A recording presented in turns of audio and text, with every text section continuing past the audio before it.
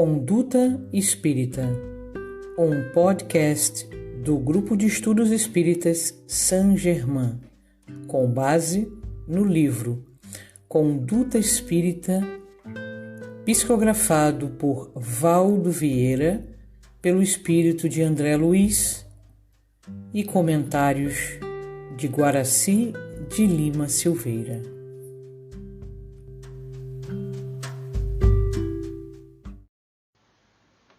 Hoje vamos falar para você, meu irmão, minha irmã, que é dirigente de reuniões doutrinárias. Sabe, é necessário ser muito atencioso, muito compreensivo e trazer muita serenidade nos seus olhares, nos seus falares. Porque tem muita gente que está enferma, encarnada e desencarnada, necessitando da humildade, do respeito, da disciplina nesse tipo de tarefas. Eles estão ali como pedintes e necessitados de grande afeto. Então é preciso entender que somente com a valorização da moral nós podemos ajudar esses companheiros e companheiras que buscam a ajuda do plano espiritual através das reuniões mediúnicas e também das reuniões doutrinárias. Sabe, é preciso ter muito cuidado na pontualidade, na assiduidade, no momento em que se vai buscar realizar essas sessões, porque elas sempre são de muita importância e evitar de todo jeito, né, que alguém esteja ali por curiosidade, para saber se de fato aquilo existe. Não, a doutrina espírita já é uma realidade, e se a pessoa tiver curiosidade sobre a doutrina, ela precisa de estudar os livros básicos e não frequentar reuniões sérias onde vão querer resolver as suas questões de incredulidades, enfim. É preciso manter muita ordem, sabe? Porque somente assim esse rendimento vai atingir níveis maiores, né? Bom, não se deixar conduzir, né, por excessiva credulidade também no trabalho. Porque às vezes aquilo ali são experiências que estão sendo feitas, são momentos que os próprios médiuns eles estão aprendendo a lidar com a mediunidade. Então é preciso não alimentar, né, qualquer prevenção contra pessoas ou contra assuntos. A doutrina espírita ela se nos apresenta de uma maneira de equilíbrio e de bom senso. Então é preciso tomar muito cuidado nesses excessos, muitas vezes que causam aborrecimentos, tanto nos médiuns quanto no próprio trabalho em si. Porque ao sair da reunião doutrinária ou da reunião mediúnica, com certeza há os comentários. E esses comentários podem prejudicar o todo. Então é preciso ter muito discernimento dentro do trabalho que se realiza, né, ali, para não ficar atrasando o caminho de redenção, sabe? A gente precisa tomar cuidado sobre médiuns com mediunidade desorganizada, desequilibrada, sabe? Essas pessoas ainda precisam de assistência mediúnica e não serem colocadas para a tarefa mediúnica, sabe? Porque tem o médium que é são, né, e tem um médium que não é são. Então é preciso ajudar primeiro esse médium ou essa médium para que se harmonize, para então depois, tudo acertado, né, porque a mediunidade tem a sua dinâmica própria de ajustes com as frequências. Então depois disso pronto, aí sim a pessoa se torna um trabalhador, né?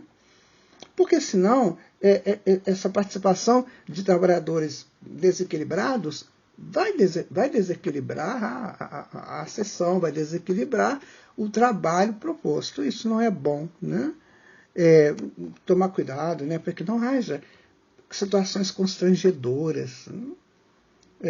Por exemplo, um médium enfermo que pode começar a ter umas manifestações, né, barulhentas, abusivas, com gritarias. Não, nada disso. O médium que é equilibrado, ele domina a comunicação do companheiro, mesmo que esse companheiro desencarnado esteja em desequilíbrio.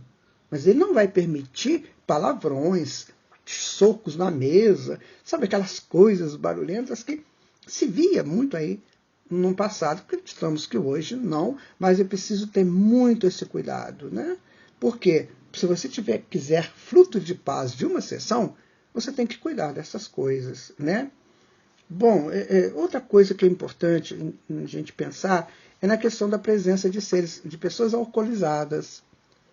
Sabe, a pessoa alcoolizada ela não pode participar de um trabalho desse, porque ela está em desequilíbrio, ela não consegue se justapor ao equilíbrio necessário para uma reunião mediúnica, que precisa de muita concentração, muita vigilância. Então tem um momento certo para atender esses seres com essa necessidade de ajuda em relação à sua proposta sobre o álcool, mas não numa reunião mediúnica, né? A caridade, sabe, gente, ela é muito interessante, mas ela precisa ser prudente, senão nós vamos complicar muito, muito essa situação, né? Outra coisa importante é tomar cuidado, né, para com que as pessoas que estejam ali não entrem em processo de fanatismos. A doutrina espírita não admite isso. O fanatismo ele existe quando os seres não entendem a profundidade da religião que professam e enaltecem excessivamente essa religião. O Espiritismo nos coloca face a face com o bom senso, com a razão. Assim que Kardec coloca nos seus postulados, na codificação da doutrina. Razão que gere bom senso. Então, nada de fanatismos. Vamos com calma, né? Mais vale um sentimento puro, né, do que essas esfuziantes manifestações exteriores. Cuidemos disso, né? É preciso também rejeitar, né, aquela condição, às vezes, do dirigente da reunião ser ao mesmo tempo um médium psicofônico. Não, se ele é um dirigente, ele é o dirigente. Ele não vai ter a comunicação. Porque como é que ele vai dirigir uma reunião se ele está sob o impacto, né, de uma interferência mediúnica? Então, ele, como dirigente, ele se mantém como dirigente para que ele possa observar o que está acontecendo e orientar o que está acontecendo. Não ele sendo médium. Então, ele vai ser o médium e terá um outro dirigente. Isso é importante. A espiritualidade nos orienta sobre isso, né? Se a gente não tiver disciplina, a gente não vai conseguir êxitos. É isso que é preciso ser dito e ser repetido, né?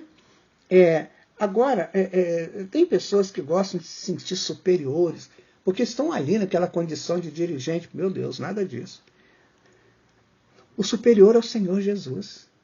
E mesmo assim ele se portou como a pessoa mais simples e humilde que pôde. Nada de superioridade, isso aí autoapreciação, sabe? Isso é vaidade, que não vai construir nada. Ninguém é superior a ninguém, né? Porque não é a posição que vai exaltar, né, o trabalhador.